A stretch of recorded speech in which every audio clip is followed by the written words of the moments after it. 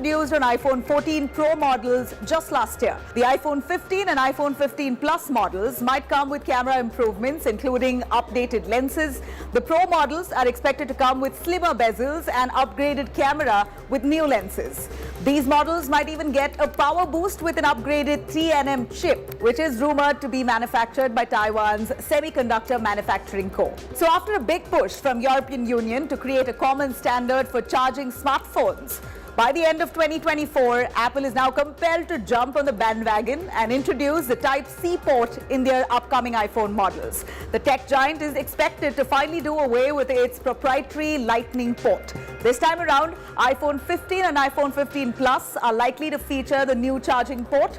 Another major change that we can expect this time is that the Pro models will come with titanium edges instead of stainless steel, which is likely to make them a tad bit lighter. Since iPhones have always been expensive, the upcoming iPhone 15 lineup will be no different. Apple is expected to bump up prices of the high-end iPhone models. iPhone 15 Pro is expected to get at least $100 more expensive, while the iPhone 15 Pro Max is expected to cost at least $200 more than their previous versions. Now, the good thing here is iPhone 15 and iPhone 15 Plus might not witness a price hike. Apart from the iPhones, Apple is also expected to launch Apple Watch Series 9 and Apple Watch Ultra 2 at the launch event in September. While no major changes are expected from the Apple Watches this year, the Watch Series 9 models will see minor battery and performance upgrade. Apple is also expected to introduce a new pink color option for the upcoming Watch series. We've already seen this color variant in the latest iPad Air, iPad Mini, iPad and iMac models. The company is also expected to launch the second generation Watch Ultra 2 this year. This time around, the smartwatch is likely to be lighter than its previous hefty version. It is also expected to be available in dark titanium color option and a bigger display. Well, that's a roundup of some of the speculative rumors that we've been gathering here on Tech Today over the past few weeks. But some things are almost certain. For instance, one thing that really stands out is a USB-C port finally coming to iPhones. Pranav, this one for me really stands out for the simple reason that if you're entrenched in the Apple ecosystem, you had to carry so many different cords with you all this while, right? You needed, well, a Lightning port for a Lightning adapter for your iPhone, then you had USB-C perhaps, or a Lightning for your iPad, then you needed different things for your AirPods. Finally, Apple will comply with the EU regulation. Do you think this is going to be one of the standout moments for this particular event? USB-C does really seem like a big update. Now, we already have USB-C with Apple products. If you see MacBook Airs, all the latest MacBooks that Apple has, you have the iPad, the tablets, it also has USB-C. Now, coming to the non-Apple side of things, all the Android phones today have the USB-C port. So this will sort of will be a great amalgamation of everything, and you don't have to carry dongles anywhere pretty much. And it will be interesting to see, because I think Apple did not really do this for the consumers at first.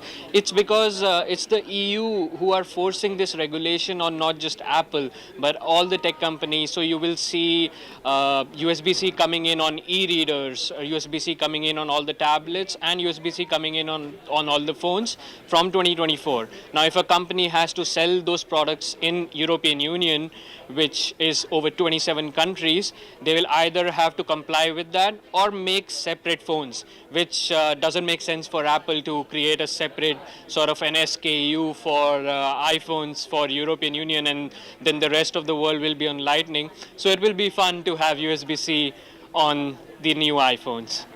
So a bunch of things, Pranav. Like you said, USB-C is one real standout announcement that we're waiting for. I hope they don't really put in a quick adapter over there and tell us that we need to use that in different geographies, say here in India and stuff like that. But the Make in India bit is also a big highlight, especially after Tim Cook's visit here to India. Of course, we had a Tech Today exclusive with Tim Cook. And at the Apple store, we had some viral moments that really took over the media space. But the fact of the matter is, this is not the first time Made in India iPhones are coming through, right? Made in India iPhones have been there since the iPhone 14, 13 as well. They came later sometimes, a few months after the big launch. And then, of course, they were the same price as you got them from any other particular place. Now, Danny, that's kind of interesting because you've been covering the live blog on the Tech Today website. Is that where we're seeing a lot of interest? Because the simple question seems to be that, hey, are iPhones going to get cheaper if they're made in India? That's not necessarily the case. Yeah, Ayush, there has been a lot of chatter about made in India phones, and today especially there were reports suggesting that this is the first time that a made in India Apple iPhone will be selling along with, say, made in China or iPhones made in other geographies. So this is a first for India, and it's a big milestone for India as well, because it shows that a company like Apple, which is like one of the biggest companies in the world, is very bullish about India, and they are giving preference not over China, but now we are gradually seeing this movement towards India. We started off in the year 2017 with the iPhone SE, then we moved to 2018 when Apple started producing iPhone 6s, then in 2019 they started iPhone 7, and so on and so forth. And now this push is visible because it's the first time we'll be able to go and buy a made in India iPhone from the stores and from any other, not just the exclusive stores, even the authorized stores across the country. Absolutely. And for those people who are really excited about that, yes, that retail experience changes altogether. And there's also sources that are reporting that production of the iPhone 15 in Tamil Nadu is already underway at some of those plants. But the fact of the matter is that with a lot of these products, the cost of raw materials has gone up.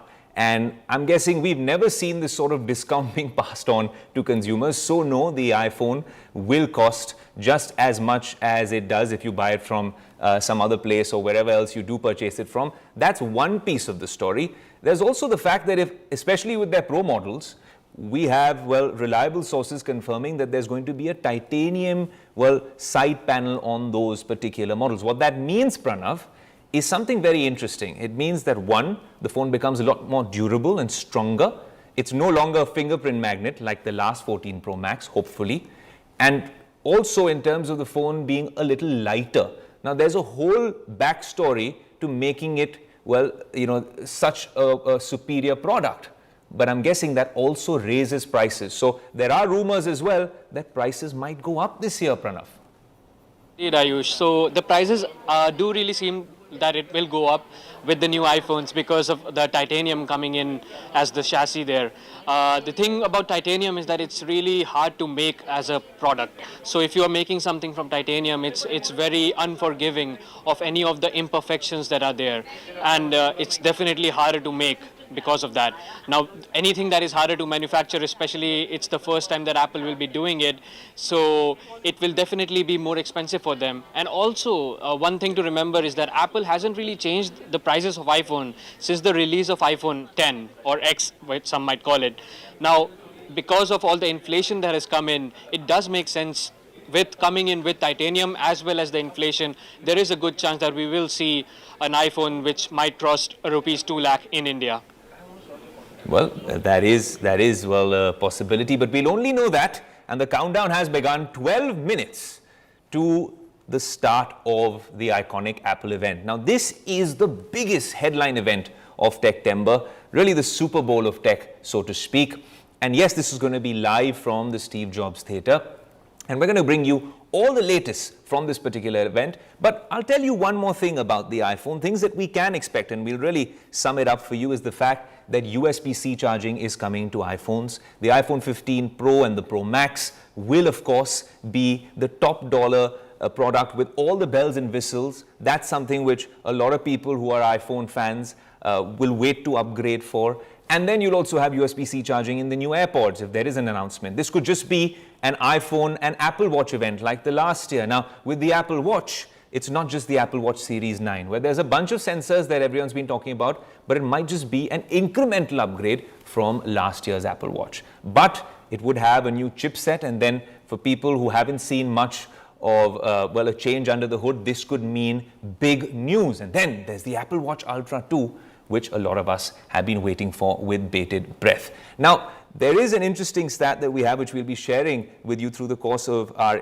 coverage on India Today and Business Today, and we'll be taking all your comments as well as they keep coming in, and I see a lot of people have joined the live feed. Yes, I am glad you've made the right decision. This is where you will watch the Apple event with all our insights and analysis. We'll be having a lot of guests and the Tech Today team joining the watch party and telling you all about it, because that's what we believe on Tech Today, to give you an informed purchase decision and to tell you what's really cooking, well, all the way from Cupertino, right here from the India Today headquarters at Mediaplex. Now, also one more thing that everyone's been talking about, price aside and features aside, is the pressure, Danny, that is really on Apple, given the fact that a lot of people only upgrade their devices once in 3 years. That's one piece of advice that we give most people on Tech Today across the multiverse as well. You don't need to upgrade every year. And when that big change does come, you see over time, sometimes devices aren't performing as well, not enough iOS support. And then the other real question is, if you look at what we've been covering on Business Today, you see that, the sales are slumping for them. Also, there is a huge concern in China where government workers are being dissuaded from using Apple products. I think that is a very, very interesting piece, Danny, that we will touch upon. But I'm also being told that in the build-up to the event, we have a very special guest joining us, Nishant Padiyar, fellow tech geek, and friend of the show and editor at Stuff India. Nishant, what a pleasure to have you in the build-up. I'm guessing you're as excited. And of course, we've spoken about this extensively. But we were just talking about how all the focus is on Apple, because this is an event where they'll really want to attract maximum consumers into the ecosystem and also entice all of us existing consumers to upgrade, Nishant.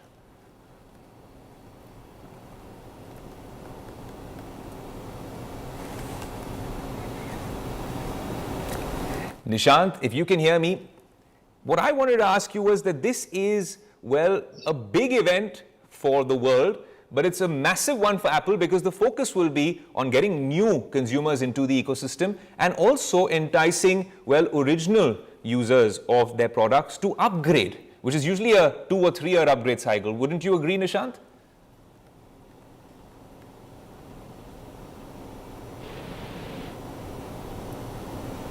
Okay, so we're having some issues connecting to Nishant, but he's going to be with us in the next 8 minutes in the build-up to the event, whenever Nishant does come through. Well, Danny, coming back to that focus area, what's happening in China, the sales slumping globally, and the big India focus makes this a very important event for Apple, really, and of course, for the larger tech community. Yeah, Ayush, starting with the conflict in China. So recently, the Chinese government had issued a ban for their government employees to use iPhones and even other foreign brands. But the emphasis was on iPhones because it's a big deal even in China. And the sales haven't seen a hit yet, because the category is pretty small right now. Patriotism and for passion for Chinese brands is building up, and people are questioning why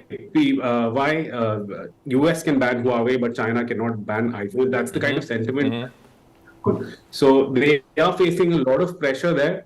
At the same time, they are already witnessing a slump in trends, as in search trends.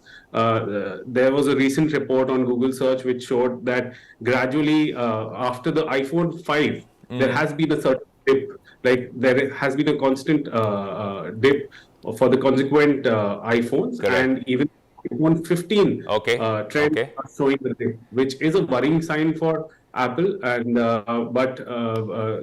let's hope that they can hit a home run. Danny, judging by the people tuned in to the Tech Today coverage right now, there is, I don't know if it's Tech Today's community or it's the Apple fans, but we have two stellar experts joining us. Nishant, I've been trying to connect with you because we're waiting for the pearls of wisdom from your end. But how excited are you, Nishant, about an event starting in the next 6 minutes? I mean, it's palpable, the excitement. It's like the Woodstock for IT nerds and gadget geeks. So for me, it can't get a bigger festival vibe than this. So, and I've already been watching the intro that's been playing, the intro graphic that they already have playing inside the Steve Jobs Theater. And we all speculate, right from the stage of Apple sending out invites about possible hints at what's going to be dropped at the event. And it looks like there are these shards of titanium floating around in space, which is what it appears to be, in different shades of blue and gray. And that, again, would be indicative of the new colors that we might be seeing on the new iPhone range as well, and possible also a titanium body. Interesting titanium body, a little bit from the Wanderlust invite as well that Nishant's talking about. Tarun, it is fascinating, but there's so many numbers that we can put together, which we're going to have you through the course of the show and our coverage. And Nishant's obviously running a live blog himself. So we're going to be tuned in to the Tech Today blog and what Nishant's been reporting as well, and just try to understand what the buzz is all about. The excitement is palpable, Tarun, but very quickly, Yes. we were talking a little earlier before you joined in about how Apple also is facing some sort of pressure in terms of a slump in sales and what's happening in China. Is this really Apple's moment to shine? And do you think they're really feeling the pressure? Do we need blockbuster announcements in the next 5 minutes from Cupertino? Yes, so not exactly actually. So I don't think Apple is facing any pressure. Okay. So every year when we go live into this event, we always discuss, there is two section of people. Like one, they think that there is an incremental upgrades, and then you have N-3, N-4 users who are waiting eagerly for these new iPhones to launch. So I guess the new iPhones are always matter to people who have not upgraded their iPhone in the, let's say, 3 or 4 years. And then we have another 2.5 billion Android users out there, which Apple is continuously looking to target because they want to get more and more people in their ecosystem. It's like something where you get in and it is very difficult to get out, in the stickiness of the entire Apple ecosystem. All right, Tarun, in terms of some of the rumors that we've been gathering, number one, of course, the USB-C announcement. Number two, is that going to really irk consumers? Number two, also this whole bit on titanium and maybe prices going up. Are all the tech geeks at Counterpoint really envisioning the prices going up, especially here in India? Do, especially on the Pro series model, with looking into all the forex and obviously you have the camera bump upgrade, but that hardly matters, right? To the someone who is looking to buy, because with iPhone you are not buying just a phone, you are also buying a status, right? And it's something like I said, you are so deep inside an ecosystem that is very difficult to go out or try something new on that. And then obviously then we have slump of different things where you can basically pass on this pricing over a period of time. Even in the emerging markets, you have these EMI schemes and everything that is floating around, but the excitement is always to go for the latest and the greatest, because now I think what Apple has done in the past 1.5 years, a good thing is their Pro series and the normal series has been very differentiated, and so I think that is working in favor of them. The ones who want to get a better camera, they go in favor of the Pro series, and I see that thing no different this time. People have very clear-cut expectation whether they are going to buy a base variant or they're going to buy a Pro or a Pro Max one. Oh, very well put, Tarun. Nishant, so if the colors don't really match last year's colors with the deep purple and stuff like that, do you think we're going to get, well, a new version of their space gray, a black or titanium? What's that one color which they're really going to be marketing? And I know that you're someone who's been tracking Apple for all of us on this panel combined in this watch party. So with your youngest pearls of wisdom, please do share, Nishant, with the Tech Today community. Which color should we be expecting in the next 2 minutes? I think they might not be very, they might not go very experimental with the color palette. And I think it's going to be more shades and hues of blues and grays, at least, which is what, everybody's gathering from the invite that went out. And even right now, like I said, the intro graphic that's playing, it shows shards of titanium in various shades of blue. So I think that could be the hero color that we'll see plastered all over the global cities and billboards everywhere.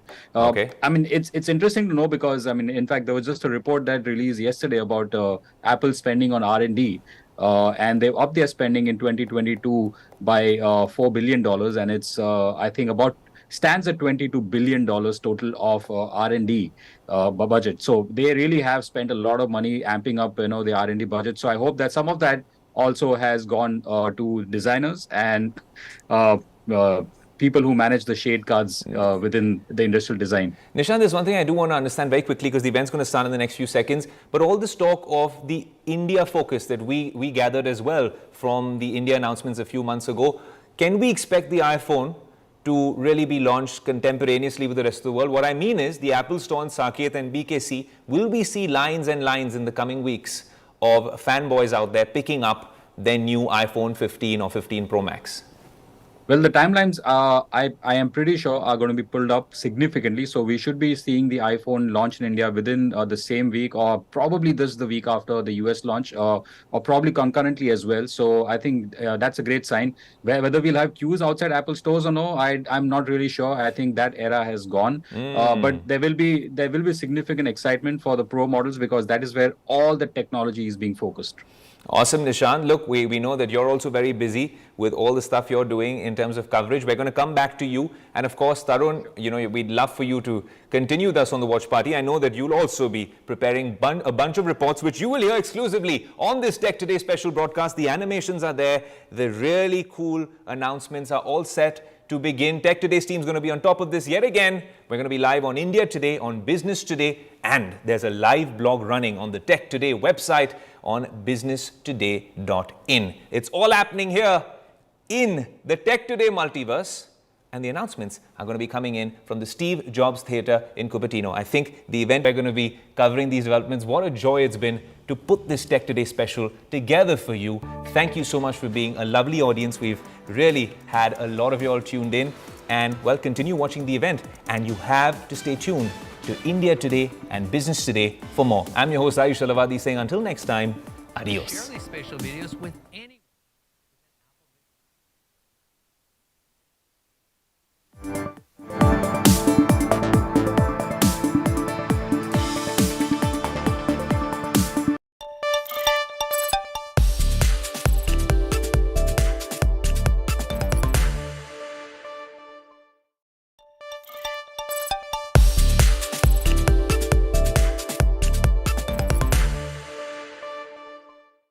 Ahead of the 10th anniversary of China's Belt and Road Initiative, several countries including India, the United States of America, the UAE, Saudi Arabia and the European Union have countered President Xi Jinping and the country of China.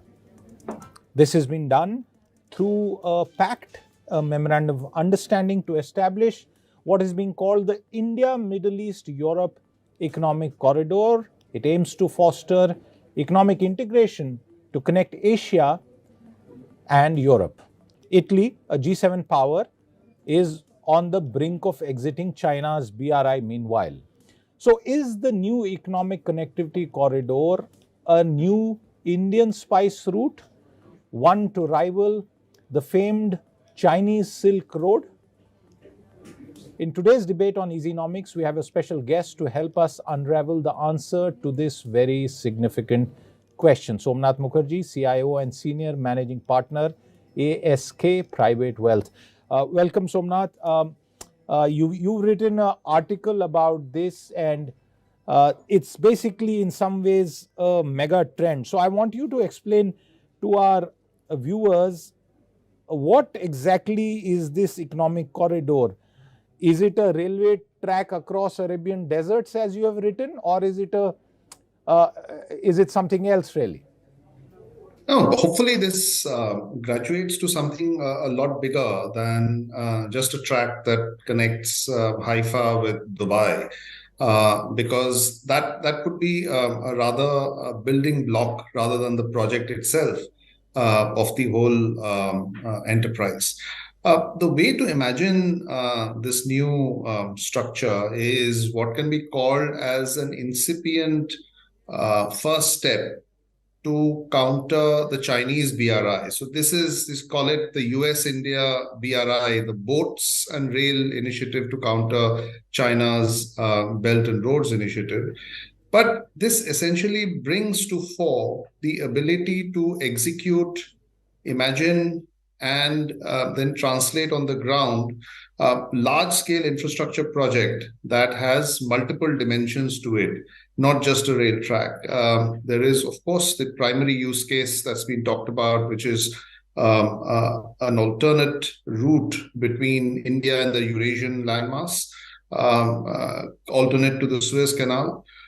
There is also talk in the MOU itself of data, hydrogen, as well as electricity passing parallel to the tracks being laid.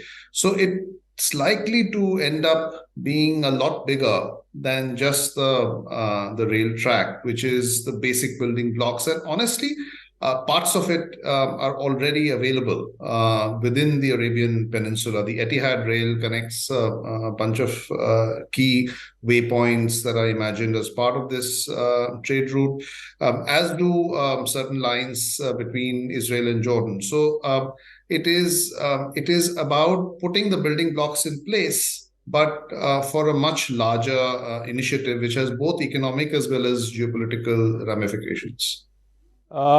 I was reading other commentary about this, and there is commentary which sort of talks about how the spice route has been, the ancient spice route has been actually played up beyond what was real. And it was actually India's trade and the subcontinent that was at the fulcrum of a lot of trade.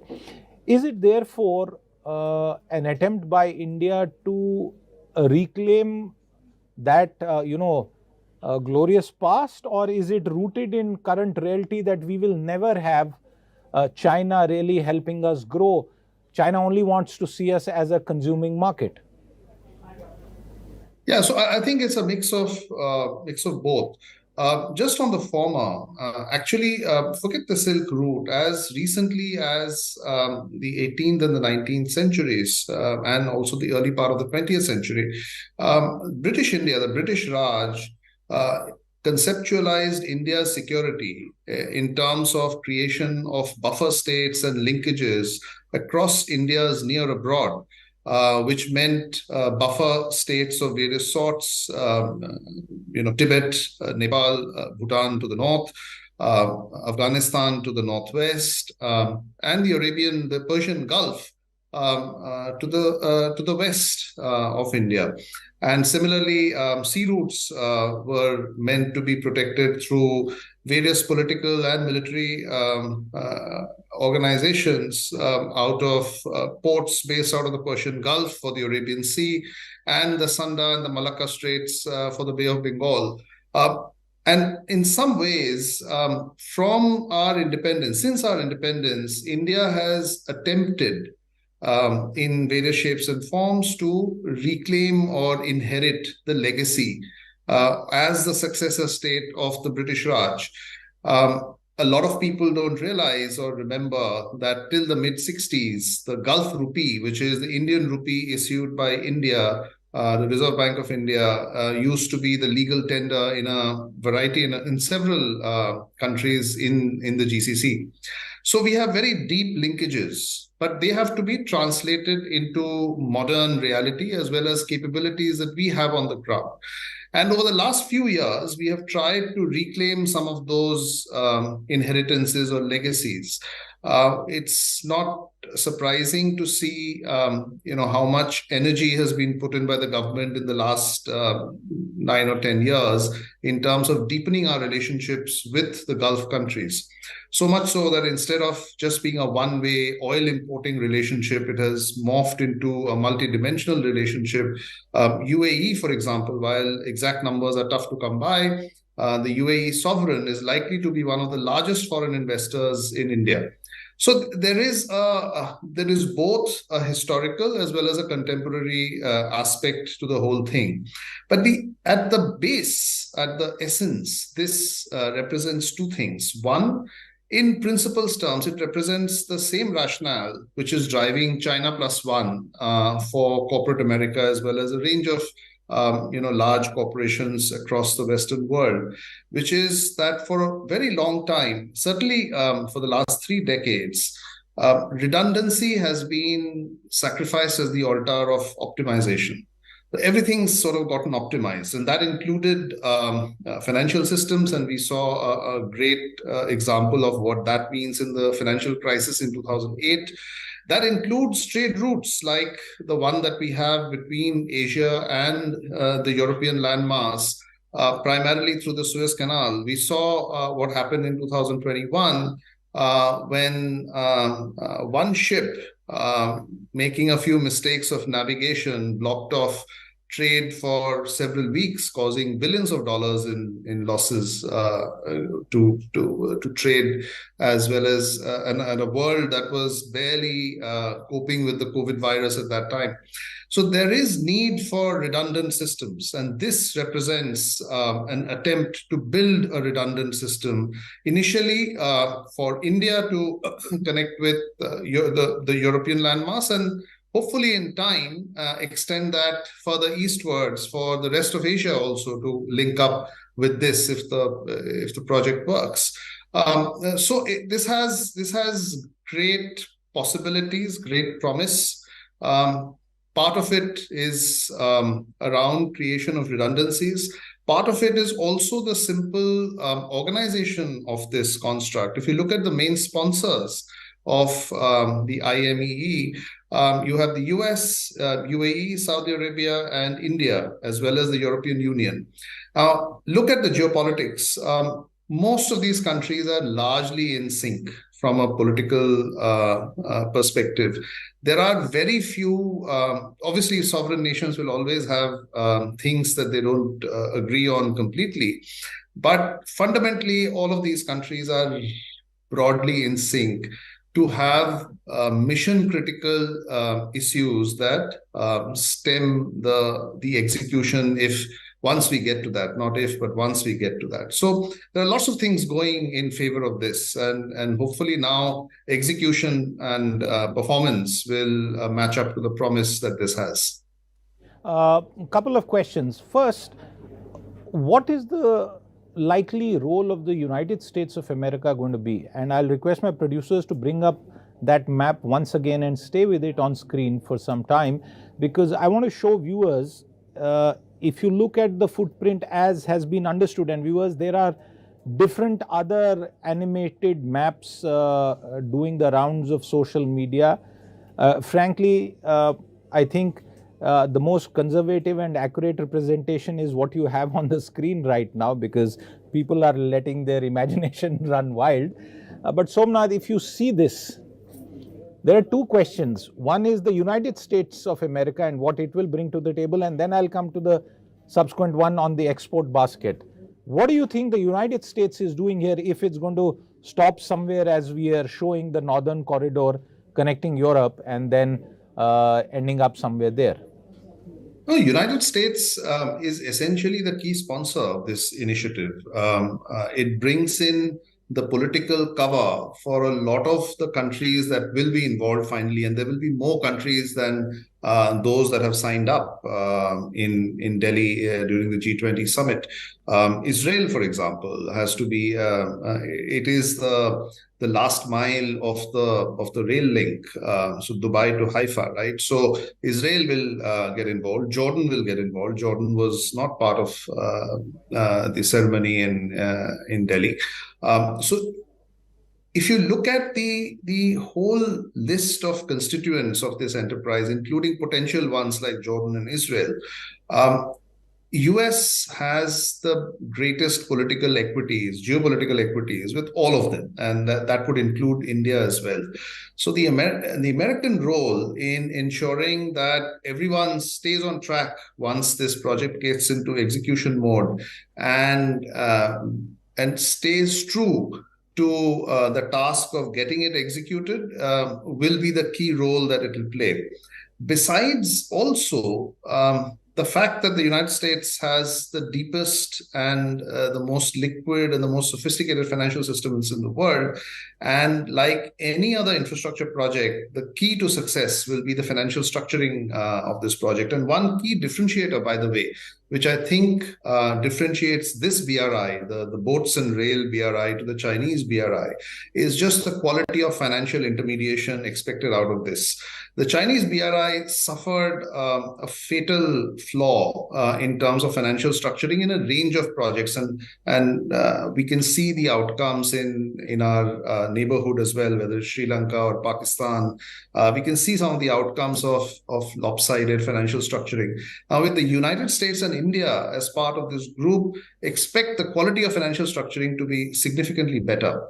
And also, as the key shareholder and essentially the leader of both the key Bretton Woods financial institutions, the World Bank and the IMF, the United States will have an outsized role in determining funding and encouraging multilateral institutions to come on the table to provide long-term funding. So the US is sort of the glue that ties a lot of these states together, because of the sheer equity that it has with all the constituents. Okay. In terms of the current export basket, and viewers, if you see the first leg of this, there is logic. The Gulf states will continue to export a lot of fossil fuels, at least in the near term, and India will continue to also import many of those fossil fuels. We've done Russian imports, but there are perhaps going to be limitations on that. Once built, and we don't know when this will happen, how would this influence the export-import basket out of India? Because infrastructure that is built will necessarily also be dovetailed with the kind of goods that are being transacted, and a large part of our services exports don't need this kind of a corridor. They work on digital corridors, Somnath. Right. But we do have a very ambitious plan of increasing merchandise exports. The entire PLI program has been rolled out in the last 3 or 4 years to enhance the level of merchandise exports, where India has been a traditional laggard in the context of Asia. More than the kind of exports, I think what will happen is this done properly, and if it stays true to promise and it ends up being a viable, cheaper alternative. There are some academic studies, for example, that show that this route may well be 40% quicker than the existing route from India to Europe through the Suez Canal. If that stays true to that promise, then what we shall see is a reduction of transaction cost, and hence an increase in the sheer volume of trade and the intensity of trading that happens between India, the Gulf region, and then onwards into Europe. So I think specifics will have to await the final blueprint and the final concept of the project once they are available. But currently, we can think of it as a fairly exciting new possibility. And there are bits and pieces of it. And as I said, it's not just the merchandise trade aspect of it. There are also going to be power lines and data lines and hydrogen lines running parallel to the tracks. And if you missed it yesterday in the bilateral between Saudi Arabia and India, there was one agreement signed about undersea electricity cables, where India aims to export electricity to Saudi Arabia. Now, you can imagine many more things like that. You can imagine large power plants in India exporting electricity through these electricity cables right up to Dubai and beyond. Who knows? So there are several bits and pieces of it that will plug in together. So this is not just a logistics initiative. This is not just a trade route. This is actually a little bigger than that. This incorporates a larger economic vision for this part of the world, which is the Eurasian landmass, as well as around a system of trade that is open, that is rules-bound, and so on and so forth. A lot of it contrasting through optics and maybe a little bit on reality as well, with the Chinese visions that have been doing the rounds with China's BRI. Since you speak about China, that brings me to that question. given the ambitions that China had spelt out via the BRI, viewers, if we were to look at this map again, the Chinese BRI, at least in what was outlined, much of it is not really happening, and we don't know if other nations will follow Italy in trying to exit it. It's basically right at the bottom, if you look at Colombo and then going up, and route overseas, Right. where Pakistan has played a very strategic role as a puppet state of China. The question, Somnath, is, will China allow this to happen? Will it? What kind of hurdles can we expect from China really to this ambition? I think most of the hurdles will be in the form of politics and competing interests. The Middle Eastern countries, including UAE and Saudis, have deep relationships, economics with China. India has a very large trade relationship with China. So does the US, which has a very large trade relationship with China. So the politics of it are certain to come in. But at the end of it, it is not just China. I mean, we saw the Turkish president say earlier today that no such corridor between India and the Eurasian landmass is possible without the participation of Turkey. And now that can involve some conversations as well. But those are at the realm of politics, and that is precisely why I said US is, as a sponsor, is so critical, because it's the glue and it's the influence that can sort through a lot of the politics on this. And it's the only country with the requisite political and economic strength to stonewall opposition, including from China, if required in terms of executing parts of this project. I think the key difference, though, between the Chinese BRI and this initiative is simply twofold. One, I mentioned earlier about the sheer financial structuring of it. If you look at BRI projects, they were structured in a kind of lopsided manner that we in India are also somewhat aware of, given what happened to some of our infrastructure projects in the, say, 2010 onwards. High on debt. Project viability is doubtful, and with the addition of the fact that China came in not as an equity investor but as a creditor. If you look at most of the projects, including the ones in our neighborhood in Pakistan and Sri Lanka, China came into these projects not as equity holders but creditors. Creditors in foreign currency, executing projects that have minimal to zero foreign currency earnings potential. So you not just have a project that's high on debt, you're also loading up foreign currency liabilities on countries that are already on the edge, whether it's Sri Lanka or Pakistan. They are, structurally challenged on their external accounts as well. And on top of that, in none of those projects do China have a skin in the game as a market access, as a consumer.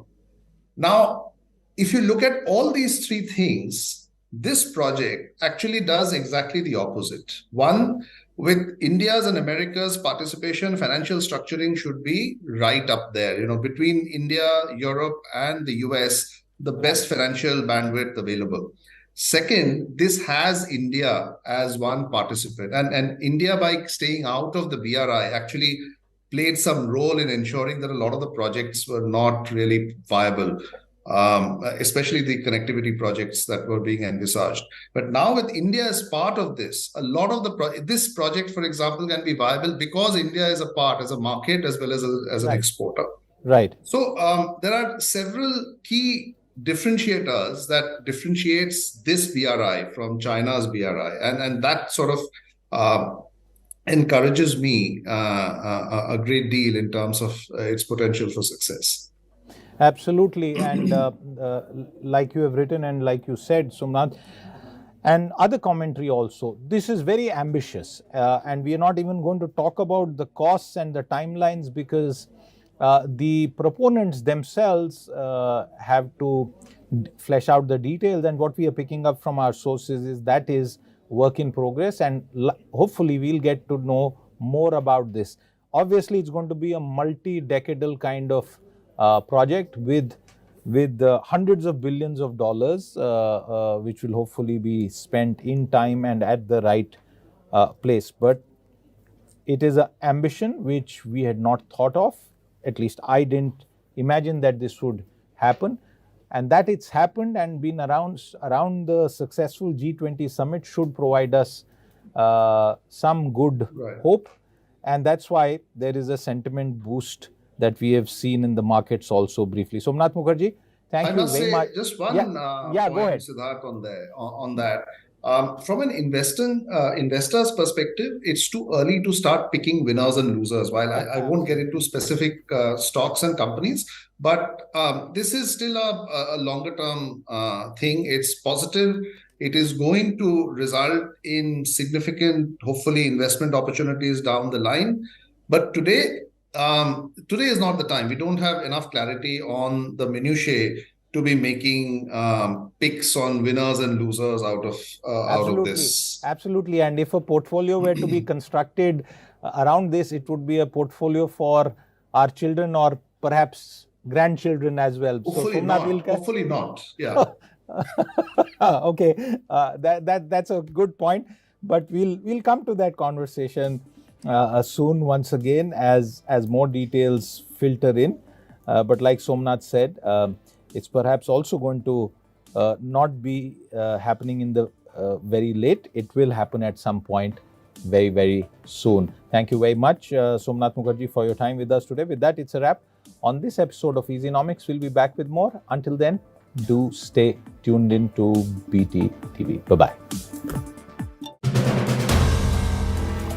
If you like the video, do like, comment, share and subscribe.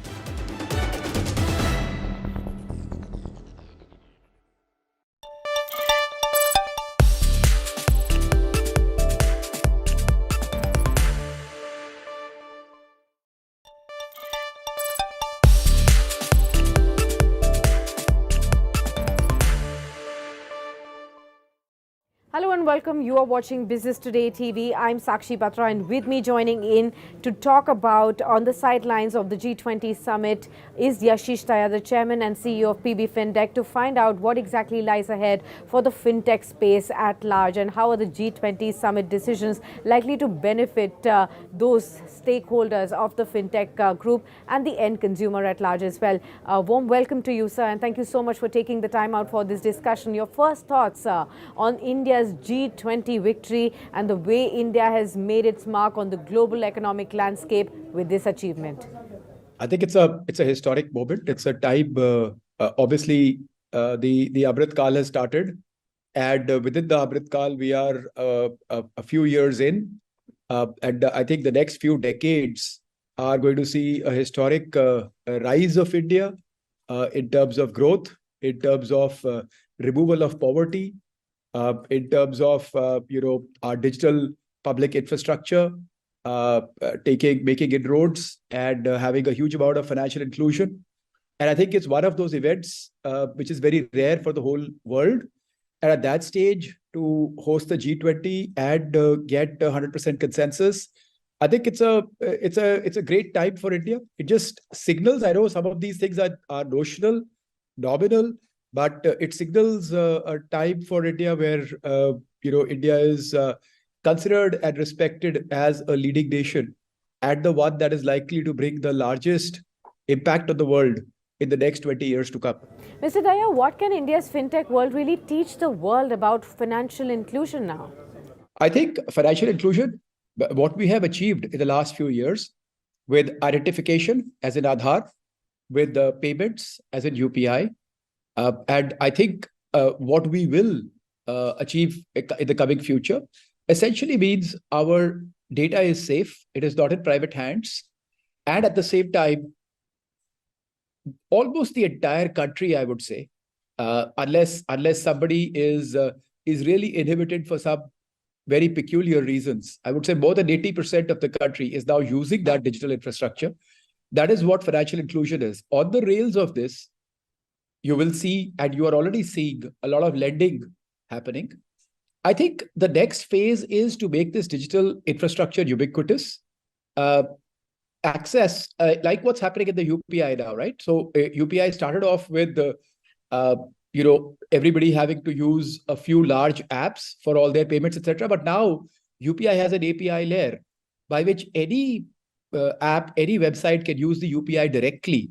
And I think that is really the change, because that is when millions of people can use it. Till that happens, to some extent, things will be either controlled by a few private parties or something of that sort.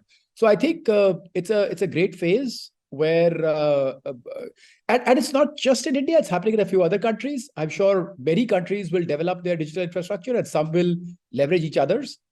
I think it's also a great time when countries start having interoperability of these digital infrastructures, so that one country's digital infrastructure talks to another country's digital infrastructure, because that is essentially the dream of having one global digital infrastructure.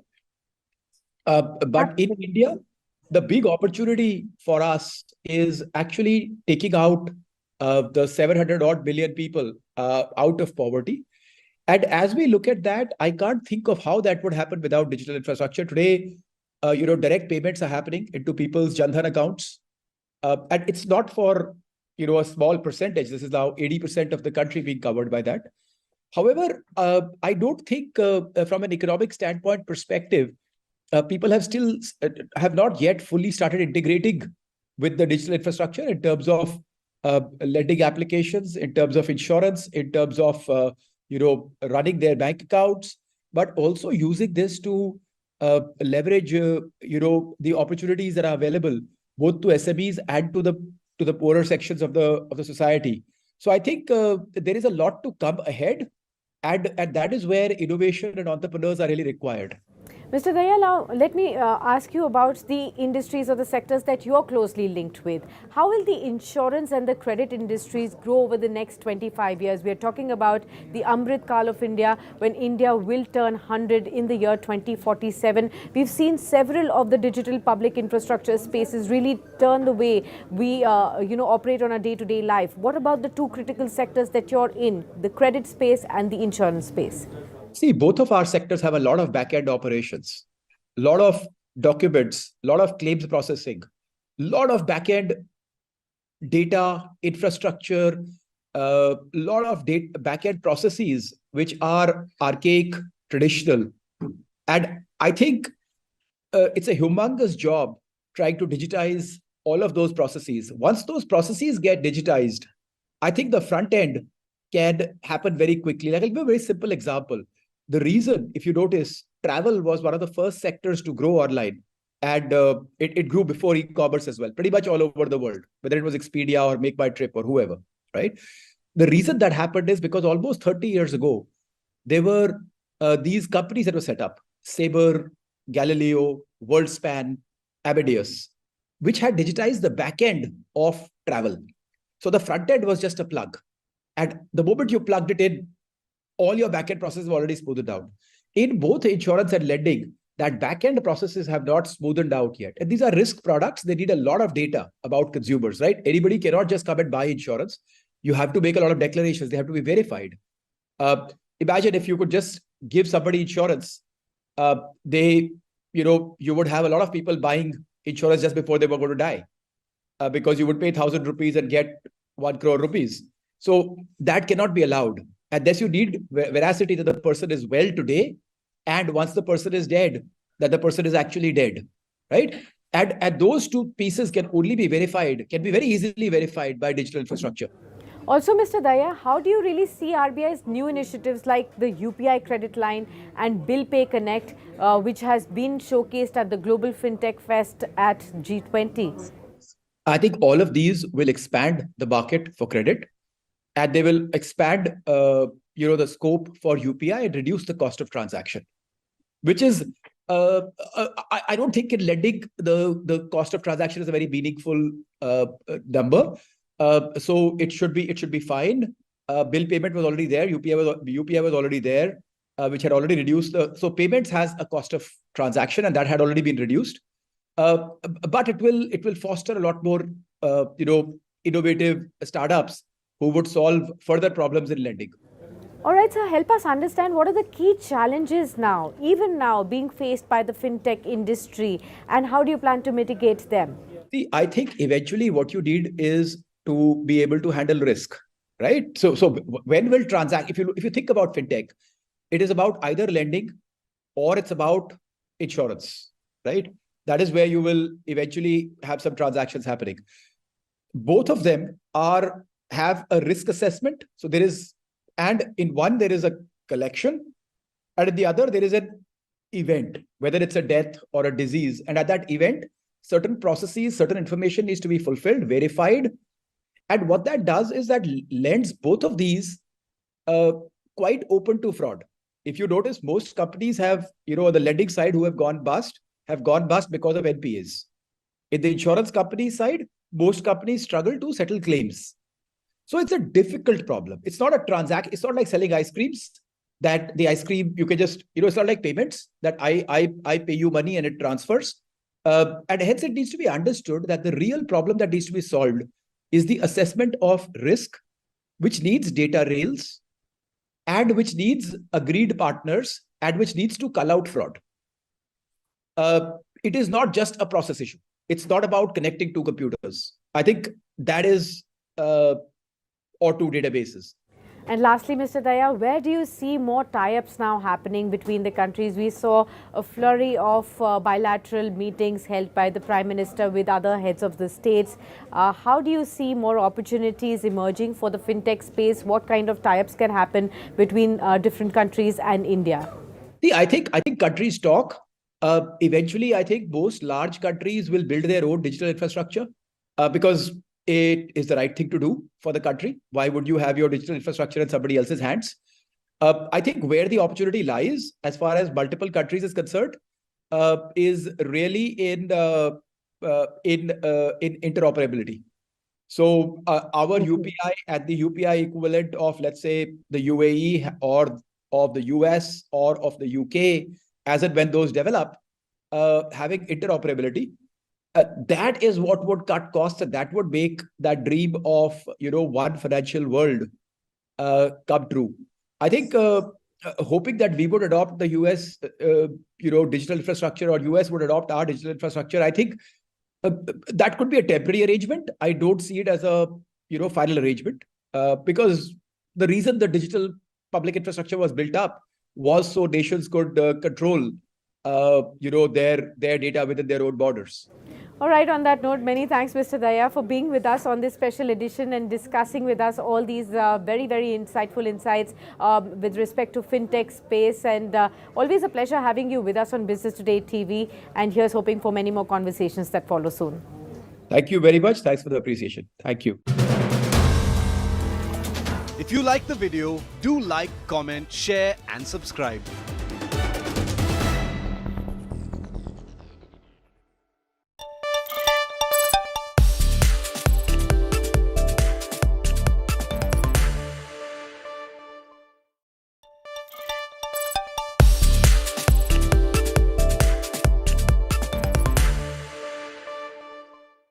Explain to our viewers, sir, what is the significance of this? Because several people would say, abhi to 5G ho hi raha hai. Why are we now talking about 6G at this stage? Because, increasingly telecommunication is going to become a horizontal on which every single vertical, whether it is banking, financial services, manufacturing, healthcare, every single vertical is going to be relying a lot more on the telecom as a backbone on which innovation, growth, efficiency, all the three pillars will actually take place. So in that context, I think, lot more innovation in the way in which the 6G technology will work is going to happen. Connectivity is going to be significantly improving. Coverage will be significantly improving.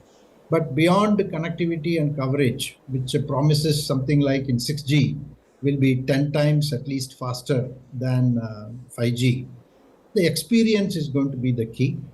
And adding to the trusted and connectivity, coverage and experience, there is going to be an element of sustainability, which is also going to be extremely crucial.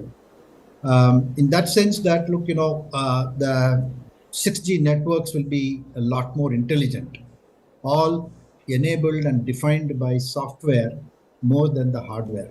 until now, the technology is a lot more enabled by the hardware, while there is an element of software which is there. But increasingly, the network, the radios, everything is going to be more and more configurable and defined by software, which is India's strength. The software is also going to be augmented with a lot of artificial intelligence, machine learning, deep learning, and algorithms that will make the network itself will be, highly intelligent, while the network will continue to be heterogeneous, will need to be interoperating, and it will become a lot more self-healing, always on, and with embedded processing capability on the edge. Right? In this context, the difficulties involved in standards definition need not be overemphasized. To achieve the desired level of flexibility, adaptability, interoperability, open collaboration between academia, industry, startups, society, and the government is crucial. In that context, the alliance between Bharat 6G Alliance and NextG Alliance in the United States is a great step in the right direction. If you like the video, do like, comment, share and subscribe.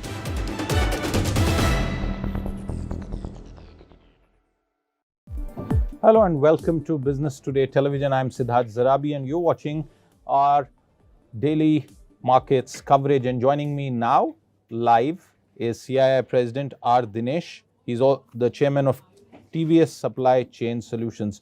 Welcome to the show, Mr. Dinesh. The G20 aftermath still being spoken about. Several of the key developments now known fully. I want to begin by asking you to tell our viewers, what do you see as the most central part of the entire G20 summit with regard to India's economy and Indian industry, the future and the positive potential that is likely? Thank you, Siddharth. Pleasure to be there again with you.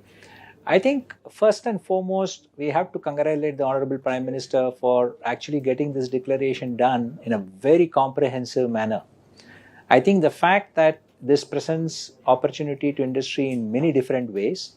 First and foremost, the fact that we have talked about the issues which industry, or I would call it the MSMEs and the livelihood businesses which are part of industry, have to face, and as they go through this sustainability transition, the funding for their requirements, their ability to be ready for the future, and equally importantly, the digital transformation is something which I think is creating very good and interesting opportunities for India and Indian industry.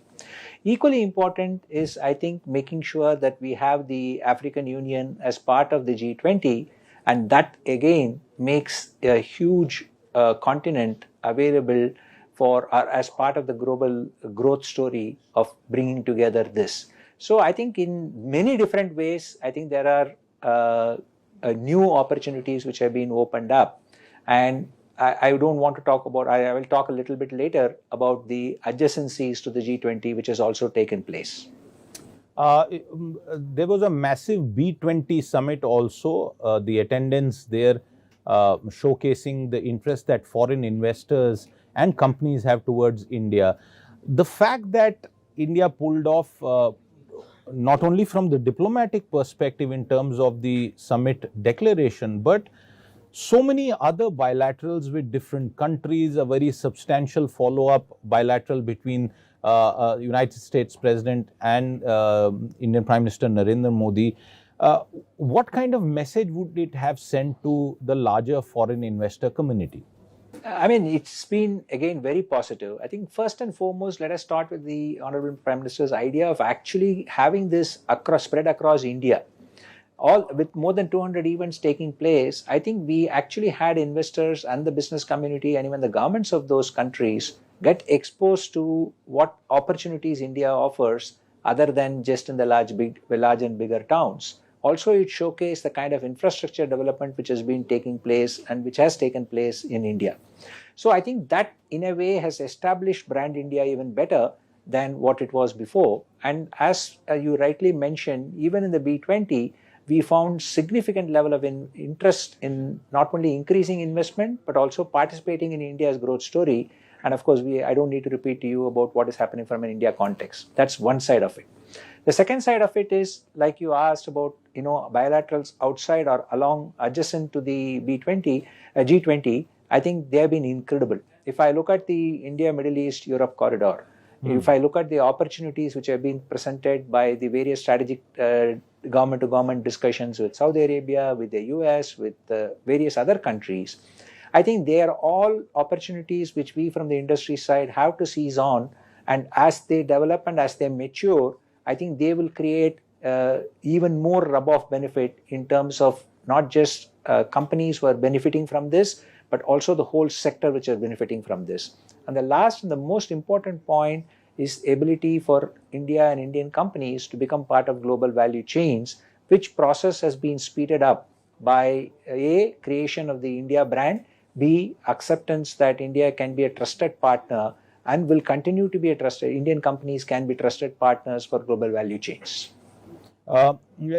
In terms of supply chains, and you are perhaps the best person to ask this, how do you see the connectivity corridor providing alternative to Indian companies with regard to market access? It's a huge opportunity. I mean, if I look at it from, if you go back and look at the core aspect by which this government has been looking at growth, I think that one was on the ease of doing business, the cost of doing business. And I think this corridor actually addresses the cost of doing business and cost of doing business globally for Indian companies, and also from the way in which strategically positioned we are to reap the value which it creates for us.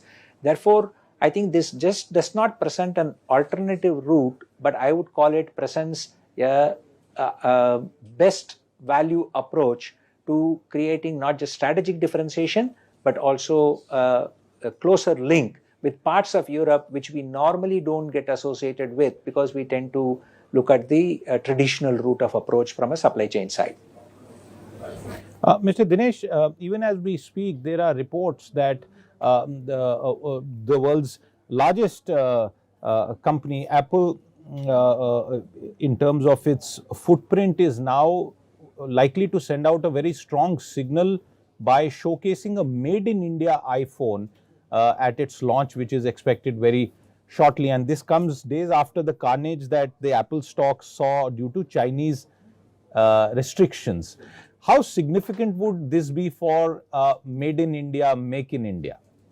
It's obviously a big step forward to be able to say that India is, as I said, very much there, right center, and in a way first in class in terms of making sure that we are part of the global value chains. But I think it's just one step out of a long journey which we have begun.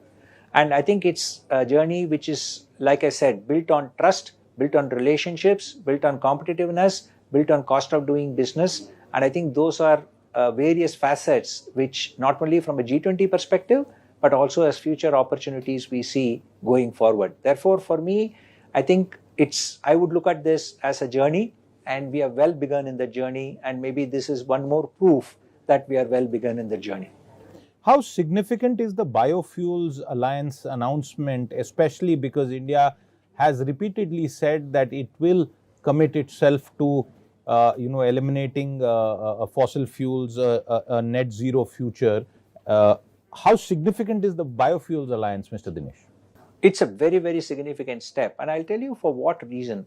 I think first and foremost, like I said, this declaration talks about the need to finance the transition, talks about the need to make sure that climate mitigation takes place in the right manner possible. And this is not going to happen if we have only like one solution. So we need to look at multiple solutions to make this happen. And the Biofuel Alliance is one significant step to provide for that mitigation, to provide for a faster ability to mitigate the climate issues which we face. And that is going to happen only on the back of, like I said, multiple steps. Therefore, the Biofuel Alliance helps us, creates value, and also, I would call it, puts forward an alternate solution, at least in the short and medium term, to mitigate the climate issues which we face. Therefore, as I would call it industry and as opportunity, it's a big step forward. I want to go back to a remark that you made earlier during the conversation as we wind down this chat today. And this is about brand India. CII for years has been working overseas at the World Economic Forum and at various forums with regard to brand India. And we have seen brand India evolve and how it is perceived. Coming back to that point, how would brand India be perceived now post the G20, according to you? I think it has got a significant, and I think you mentioned it earlier with regard to the B20. So the fact that we had so many global CEOs come in and look at the opportunity which has been created, spoke about the issues and how they can, further support this growth is, I think, a first statement that brand India is well accepted. The G20, I would call it, is the supreme culmination of that, because not only has the Honorable Prime Minister put together the declaration in a record manner and with the full acceptance of others, but it also has showcased that India can be a trusted partner in the geopolitical scenario which the world is going through, and as we face the different issues coming out of the pandemic. Therefore, for Indian industry, I think it's a very big step forward. It strengthens Indian industry's hands. It strengthens the exposure which Indian industry gets. And like I said, trust is something which is integral if you really want to be part of global value chains. And that's something which I think the G20 has helped further strengthen and has established that. My final question to you, and this is to do with our trade alliances. The whole world is now considering and moving towards bilateral or multi-country alliances. The global trade order seems to have splintered in some ways. Do you think we are now well placed? There are negotiations that India is having with various domains with regard to free trade agreements, but we'll leave that for the policymakers. But as industry, we are well placed to take on such pacts as and when they are signed? Yes, I think CIS policy has always been that we welcome free trade agreements. And the more we look at opportunities bilaterally, I think that helps us understand each other's strengths or the issues which we will face between countries. Therefore, I think from a trade perspective, from an opportunity to increase investments between the two countries perspective, I think we welcome them. We again the G20 and the outcome out of India being part of global value chains and India being, I would call it, the significant higher rate of growth compared with the rest of the world, also helps in making sure that these happen and these happen in a earlier and faster manner. All right, Mr. Dinesh, I join you in that optimism for India's economy and for the hundreds of millions of our countrymen who need higher growth and a better economic standard. Thank you very much for your time. With that, it's a wrap on this conversation. We'll be back with more. Do stay tuned in. If you like the video, do like, comment, share and subscribe.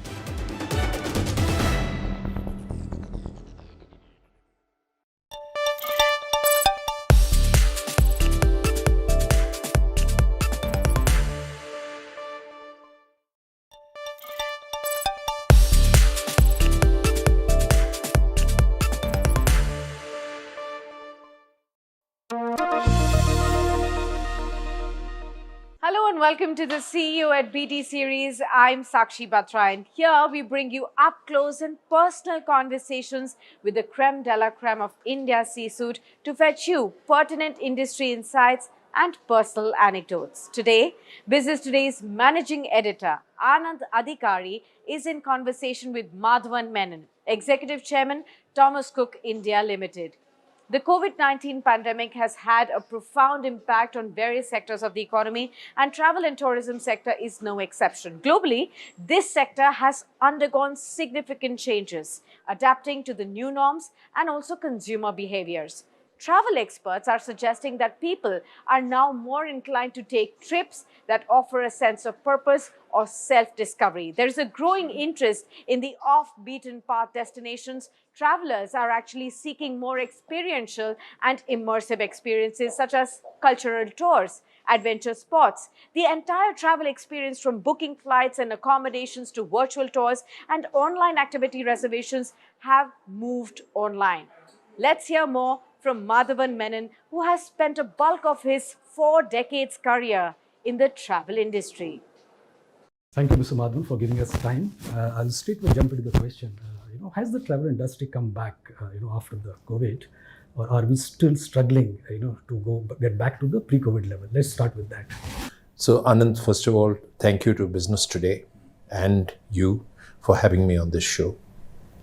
I think the travel industry went through most probably the worst of any kind of calamity that we could have witnessed as an industry.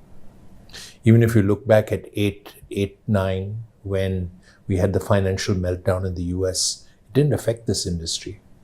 Then we had one of our Jet Airways going out of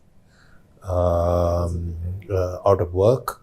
Then you had another travel company, which was a significant travel company, also going out of work. And in both these situations, we never felt the pressure.